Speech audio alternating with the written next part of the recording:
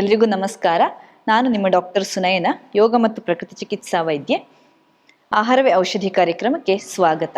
ಇವತ್ತು ಏಜ್ ಅಥವಾ ವಯಸ್ಸು ಆಗೋದ್ರ ಬಗ್ಗೆ ನಾನು ನಿಮಗೆ ವಿವರಿಸ್ತೇನೆ. ಏಜ್ ಅಂದರೆ ಏನು? AGE ಅಂದರೆ ಅಡ್ವಾನ್ಸ್ಡ್ ಗ್ಲೈಕೇಷನ್ ಎಂಡ್ ಪ್ರೊಡಕ್ಟ್ಸ್ ಅಂತ.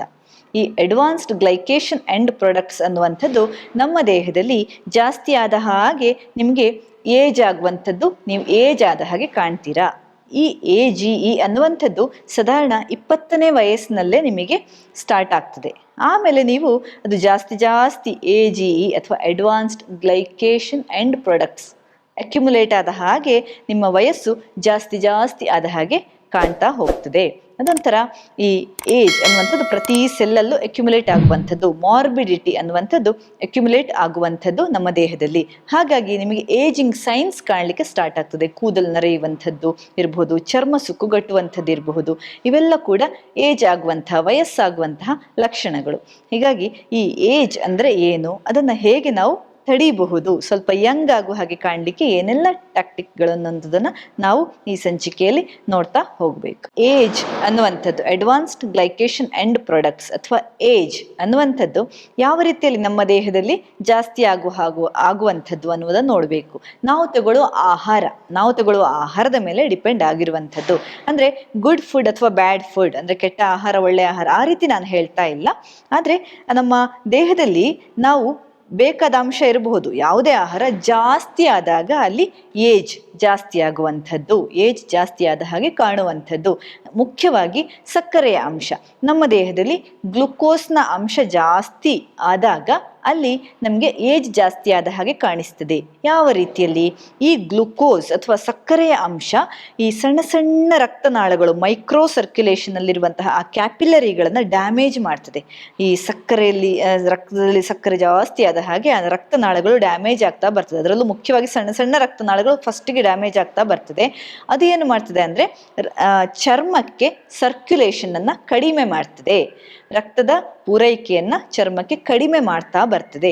ಈ ಸಣ್ಣ ರಕ್ತನಾಳಗಳು ಚರ್ಮಕ್ಕೆ ಸಪ್ಲೈ ಆಗುವಂಥದ್ದು ಕಡಿಮೆ ಆದ ಹಾಗೆ, ರಕ್ತ ಸಂಚಾರ ಕಡಿಮೆ ಆದ ಹಾಗೆ, ರಕ್ತದ ಜೊತೆ ಸಿಗುವಂತಹ ವಿಟಮಿನ್ಗಳು A ಇರಬಹುದು, E ಇರಬಹುದು, K ಮತ್ತೆ ಕೆಲವು ವಿಟಮಿನ್ಗಳು ಚರ್ಮಕ್ಕೆ ಬೇಕಾಗಿರುವಂಥದ್ದು ಸಿಗೋದು ಕಡಿಮೆ ಆಗ್ತಾ ಬರ್ತದೆ. ಆವಾಗ ಅಲ್ಲಿ ಸಣ್ಣಕ್ಕೆ ರಿಂಕಲ್ಸ್ ಸ್ಟಾರ್ಟ್ ಆಗೋದಿರಬಹುದು, ಚರ್ಮದಲ್ಲಿ ಸಣ್ಣಕ್ಕೆ ಏಜ್ ಆದ ಹಾಗೆ ಕಾಣಿಸುವಂಥದ್ದು ಎಲ್ಲ ಸ್ಟಾರ್ಟ್ ಆಗೋದು ಈ ರೀತಿಯಲ್ಲಿ. ಏಜ್ ಅಂದರೆ ಆ ರಕ್ತದಲ್ಲಿ ಸಕ್ಕರೆಯ ಅಂಶ ಜಾಸ್ತಿ ಆಗುವಂಥದ್ದು ಮುಖ್ಯವಾದಂತಹ ಒಂದು ಕಾರಣ ಈ AGE ಅಥವಾ ಅಡ್ವಾನ್ಸ್ಡ್ ಗ್ಲೈಕೇಷನ್ ಎಂಡ್ ಪ್ರೊಡಕ್ಟ್ಸ್ ಅಕ್ಯುಮುಲೇಟ್ ಆಗುವಂಥದ್ದು. ಹಾಗಾಗಿ ಈ ಸಕ್ಕರೆ ಅಂಶವನ್ನು ಫಸ್ಟ್ ನೀವು ಮಾಡಬೇಕಾದದ್ದು ಸಕ್ಕರೆಯ ಅಂಶವನ್ನು ಕಡಿಮೆ ಮಾಡುವಂಥದ್ದು. ಬರೀ ಬೆಲ್ಲ, ಸಕ್ಕರೆ ಅದು ಮಾತ್ರ ಅಲ್ಲ, ಈ ಧಾನ್ಯಗಳನ್ನು ತಗೊಳ್ಳೋದು ಕೂಡ ಕಡಿಮೆ ಮಾಡ್ತಾ ಬರಬೇಕು. ನೀವು ಕಡಿಮೆ ಆಹಾರವನ್ನು ಬೇಸಿಕಲಿ ತಗೊಳ್ತಾ ಬರಬೇಕು. ಯಾಕಂದರೆ ಎಲ್ಲ ಕೂಡ ಸಕ್ಕರೆ ಅಂಶ ಹೊಂದಿರುವ ಧಾನ್ಯಗಳೇ. ಯಾವುದಾದ್ರು ಮಿಲೆಟ್ಸ್ ತಗೊಂಡ್ರು ಕೂಡ ಅಷ್ಟೇ, ನಿಮಗೆ ಅದರಲ್ಲಿ ಸಕ್ಕರೆ ಅಂಶ ಇದ್ದೇ ಇರ್ತದೆ, ಗ್ಲುಕೋಸ್ ಅಂಶ ಇದ್ದೇ ಇರ್ತದೆ. ಅಂದರೆ ಕಡಿಮೆ ಮಾಡ್ತಾ ಬರಬೇಕು. ಕಡಿಮೆ ತಗೊಳ್ಳಿ ಅಂತ ಹೇಳೋದು. ಅಂದರೆ ಕಂಪ್ಲೀಟಾಗಿ ನಿಲ್ಲಿಸಿ ಅಂತಲ್ಲ, ನಿಮಗೆ ದೇಹಕ್ಕೆ ಎಷ್ಟು ಬೇಕೋ ಅಷ್ಟೇ ತಗೊಳ್ಳಿ.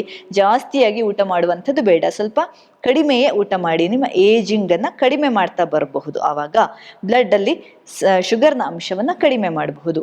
ಮತ್ತೊಂದು ಏನು ಮಾಡಬೇಕು ಅಂದರೆ ಆ್ಯಂಟಿ ಆಕ್ಸಿಡೆಂಟ್ಸನ್ನು ಜಾಸ್ತಿ ಮಾಡ್ತಾ ಬರುವಂಥದ್ದು. ಈ ಆ್ಯಂಟಿ ಆಕ್ಸಿಡೆಂಟ್ಸ್ ಅಂದರೆ ಏನು?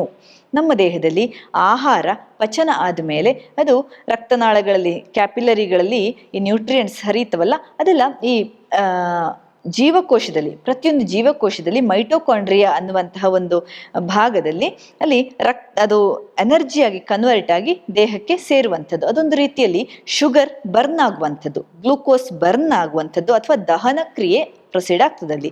ದಹನ ಕ್ರಿಯೆ ಆದಾಗ ಅಲ್ಲಿ ಎನರ್ಜಿ ರಿಲೀಸ್ ಆಗುವಂಥದ್ದು, ಶಕ್ತಿ ಬರುವಂಥದ್ದು.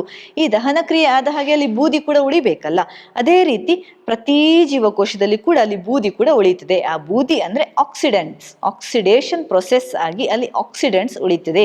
ರಿಯಾಕ್ಟಿವ್ ಆಕ್ಸಿಜನ್ ಸ್ಪೀಶೀಸ್ ಅಥವಾ free radicals, oxygen free radicals ಅಂತ ಒಂದು ಅಂಶ, ಅದುವೇ ಬೂದಿ ಅನ್ನುವಂಥದ್ದು ನಾನು ಹೇಳಿದ್ದು.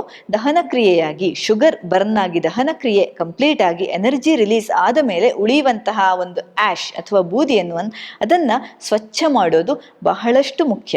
ಅದಕ್ಕೋಸ್ಕರ ನಿಮ್ಮ ಆಂಟಿ ಆಕ್ಸಿಡೆಂಟ್ಸ್ ಅನ್ನು ನಾವು ಜಾಸ್ತಿ ತಗೊಂಡ ಹಾಗೆ ನಿಮ್ಮ ದೇಹದಲ್ಲಿ ಈ ಏಜಿಂಗ್ ಪ್ರೊಸೆಸ್ ಕಡಿಮೆ ಆಗ್ತದೆ. ಸೆಲ್ಯುಲಾರ್ ಲೆವೆಲ್ಸ್ ಇಂದಲೇ ಸ್ವಚ್ಛತೆ ಪ್ರಾರಂಭ ಆಗ್ತದೆ. ಈ ಗ್ಲುಕೋಸ್ನ ಅಂಶ ಕಡಿಮೆ ತಗೊಂಡ ಹಾಗೆ ನಿಮಗೆ ಅಲ್ಲಿ ಆ ದಹನ ಕ್ರಿಯೆ ಕಡಿಮೆ ಆಗ್ತಾ ಬರ್ತದೆ. ದಹನ ಕ್ರಿಯೆ ಕಡಿಮೆ ಆದ ಹಾಗೆ ಶುಗರ್ ಬರ್ನ್ ಕಡಿಮೆ ಆದ ಹಾಗೆ ಅಲ್ಲಿ ಮಾರ್ಬಿಡಿಟಿ ಕೂಡ ಪ್ರೊಡಕ್ಷನ್ ಕಡಿಮೆ ಆಗ್ತಾ ಬರ್ತದೆ ಆಟೋಮೆಟಿಕ್ ಆಗಿ. ಹಾಗಾಗಿ ಇಲ್ಲಿ ಸ್ವಚ್ಛತೆ ಜಾಸ್ತಿ ಆದ ಹಾಗೆ ಈ ಏಜಿಂಗ್ ಆಗುವಂತಹ ಸೈನ್ಗಳು ಕಡಿಮೆ ಆಗ್ತಾ ಬರ್ತವೆ. ಅದು ಒಂದು ಪಾಯಿಂಟ್. ಒಂದು 20-30 ವರ್ಷದ ತನಕ ಈ ಒಂದು ದಹನ ಕ್ರಿಯೆ ಕರೆಕ್ಟಾಗಿ ಆಗ್ತಾ ಇರ್ತದೆ. ಈ ಒಂದು ಕಾರ್ಬೋಹೈಡ್ರೇಟ್ಸ್ ಬರ್ನ್ ಆಗಿ ಎನರ್ಜಿ ರಿಲೀಸ್ ಆಗಿ ನೀವು ಆಕ್ಟಿವ್ ಆಗಿ ಇರ್ತೀರಿ, ಹೌದು. ಆದರೆ ಆ ಸಂಸ್ಕರಣಾ ಘಟಕ, ಆ ಆಶ್ ಅಥವಾ ಬೂದಿ ಏನು ಉಳಿದಿದೆ, ಆ ಆಕ್ಸಿಡೇಷನ್ ಪ್ರೊಸೆಸ್ಸಲ್ಲಿ ಉಳಿದಿರುವಂತಹ ಮೆಟಬಾಲಿಕ್ ಎಂಡ್ ಪ್ರಾಡಕ್ಟ್, ಅದನ್ನು ಸ್ವಚ್ಛತೆ ಮಾಡುವಂಥದ್ದು ಕ್ರಮೇಣ ಕಡಿಮೆ ಆಗ್ತಾ ಬರ್ತದೆ. ಆ ಒಂದು ಸ್ವಚ್ಛತೆ ಮಾಡುವ ಸಂಸ್ಕರಣಾ ಘಟಕ ಹಾಳಾದ ಹಾಗೆ ಅಲ್ಲಿ ನಿಮಗೆ ಏಜಿಂಗ್ ಸೈನ್ಸ್ ಸ್ಟಾರ್ಟ್ ಆಗುವಂಥದ್ದು, ಕೂದಲು ನರೆಯುವಂಥದ್ದು, ಚರ್ಮ ಸುಕ್ಕುಗಟ್ಟುವಂಥದ್ದು. ಯಾಕಂದ್ರೆ ಅಲ್ಲಿ ಆ ಒಂದು ಜಾಸ್ತಿ ಮಾರ್ಬಿಡಿಟಿ ಪ್ರೊಡ್ಯೂಸ್ ಆಗಿ ಪ್ರತಿ ಸೆಲ್ಲಲ್ಲಿ ಕೂಡ ಅಲ್ಲಿ ನರ್ವಸ್ ಸಿಸ್ಟಮ್ ಸ್ಲೋ ಆಗ್ತಾ ಬರ್ತದೆ. ಅಲ್ಲಿ ರಕ್ತನಾಳಗಳು ನಿಧಾನ ಆಗ್ತಾ ಡ್ಯಾಮೇಜ್ ಆಗ್ತಾ ಬರ್ತದೆ. ಅಲ್ಲಿ ಕೂದಲು ಅದರ ಕಪ್ಪುತನವನ್ನು ಕಳ್ಕೊಳ್ತಾ ಬರ್ತದೆ. ನಿಮ್ಮ ಚರ್ಮ ರಿಂಕಲ್ ಆಗ್ತಾ ಬರ್ತದೆ. ಇವೆಲ್ಲ ಏಜಿಂಗ್ ಪ್ರೊಸೆಸ್ನ ಸಿಂಪ್ಟಮ್ಗಳು. ಯಾಕಂದ್ರೆ ಅಲ್ಲಿ ಮಾರ್ಬಿಡಿಟಿ ಜಾಸ್ತಿ ಆಗಿದೆ. ಹೆಚ್ಚು ಶುಗರ್ ಸೇರಿದವರಲ್ಲಿ ನೋಡ್ಬೋದು, ಅವರು ವೀಕ್ ಆಗ್ತಾ ಬರ್ತಾರೆ. ಡಯಾಬಿಟಿಸ್ ಇರೋರು ವೀಕ್ ಆಗ್ತಾ ಬರ್ತಾರೆ. ಯಾಕಂದ್ರೆ ಅವ್ರು ಏಜ್ ಜಾಸ್ತಿ ಆದಾಗ ಅನಿಸುವಂಥದ್ದು ಅದೆಲ್ಲ. ಯಾಕಂದ್ರೆ ಅಲ್ಲಿ ಪ್ರತಿಯೊಂದು ಆರ್ಗನ್ಗಳಲ್ಲಿ ಮಾರ್ಬಿಡಿಟಿ ಅಕ್ಯುಮುಲೇಟ್ ಆಗ್ತದೆ. ಎಲ್ಲಿ ಅಂದರೆ ಸೆಲ್ಯುಲಾರ್ ಲೆವೆಲಲ್ಲೇ ಮಾರ್ಬಿಡಿಟಿ ಅಕ್ಯುಮುಲೇಟ್ ಆಗುವಂಥದ್ದು. ಜಾಸ್ತಿ ಶುಗರ್ ಇದೆ, ಅದು ಬರ್ನ್ ಆಗಿ ಅಲ್ಲಿ ಮಾರ್ಬಿಡಿಟಿ ಜಾಸ್ತಿ ಶೇಖರ ಆಗಿ ಅದು ಸರಿಯಾಗಿ ಸ್ವಚ್ಛತೆ ಆಗದೆ ಆ ಸಂಸ್ಕರಣಾ ಘಟಕ ಅದು ಹಾಳಾಗಿ, ಹಾಗಾಗಿ ಅಲ್ಲಿ ನಿಮಗೆ ಏಜಿಂಗ್ ಸೈನ್ಸ್ ಎಲ್ಲ ಸ್ಟಾರ್ಟ್ ಆಗ್ತದೆ. ಇನ್ನು ಈ ಆಂಟಿ ಆಕ್ಸಿಡೆಂಟ್ಸ್ ಈ ಸ್ವಚ್ಛತೆಯಲ್ಲಿ ಬಹಳಷ್ಟು ಪ್ರಮುಖವಾದಂತಹ ಕಾರ್ಯವಹಿಸ್ತದೆ. ಈ ಆಂಟಿ ಆಕ್ಸಿಡೆಂಟ್ಸ್ ಅಂದರೆ ಏನು, ಅದು ಯಾವ ರೀತಿಯಲ್ಲಿ ಅದು ಸ್ವಚ್ಛತೆ ಮಾಡ್ತದೆ, ಮತ್ತು ಈ ಆಂಟಿ ಆಕ್ಸಿಡೆಂಟ್ ರಿಚ್ ಫುಡ್ಗಳು ಯಾವುದು ಅನ್ನುವಂಥದ್ದನ್ನು ಮುಂದಿನ ಸಂಚಿಕೆಯಲ್ಲಿ ನೋಡ್ತಾ ಬರುವ. ಅಲ್ಲಿ ತನಕ ಧನ್ಯವಾದ.